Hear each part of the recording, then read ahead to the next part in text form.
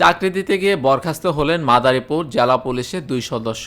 পুলিশের কনস্টেবল পদে নিয়োগ সংক্রান্ত প্রতারণায় জড়িত থাকার অভিযোগে এই 2 কনস্টেবলকে সাময়িক বরখাস্ত করেছে পুলিশ সদর দপ্তর।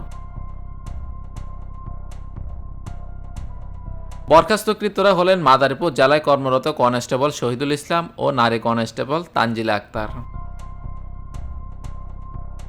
জানা গেছে রতন দাস একটি দোকানে কাজ করতেন। সেখানে পুলিশ সদস্য তানজিলা আক্তারের সঙ্গে পরিচয় হয়। পরে পুলিশ নিয়োগের সময় তানজিলা আক্তার পুলিশের চাকরির প্রলোভন দেখিয়ে রতনের কাছ থেকে 14 লাখ টাকা নেয়। বিশ্বাস অর্জনের জন্য তানজিলা আক্তার নিজে সাক্ষ্যযুক্ত কমিউনিটি ব্যাংকের একটি চেকও প্রদান করেন। এদিকে পুলিশ নিয়োগ পরীক্ষার রেজাল্ট দিলে চাকরি না হয় দিশাহারা হয়ে পড়েন ভুক্তভোগী রতন দাস। উপায় না পেয়ে অভিযোগ করেন পুলিশ সুপার বরাবর।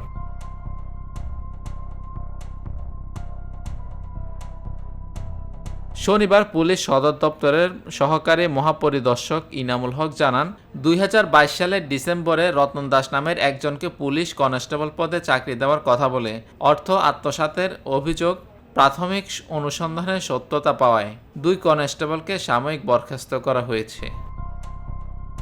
Desk report, TBC news.